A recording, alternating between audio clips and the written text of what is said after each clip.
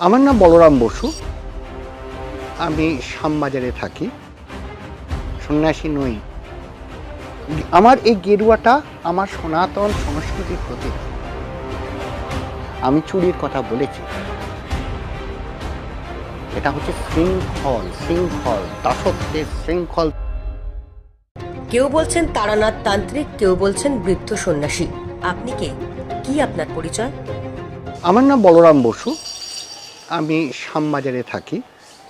আমি এখন বানপ্রস্থ যে জীবন আছে সেই বানপ্রস্থ জীবন যাপন করছি। আমার সংসারে আমার কন্যা সন্তান, আমার স্ত্রী আছে, আমার বোন আছে, আমার দিদি আছে। তো আমি এই আন্দোলনে গেছিলাম তাদের তাগিদে। সন্ন্যাসী নই যে আমি একটা সাধু হয়ে একটা জায়গায় পাহাড়ে পর্বতে রয়েছি। হ্যাঁ, ফলে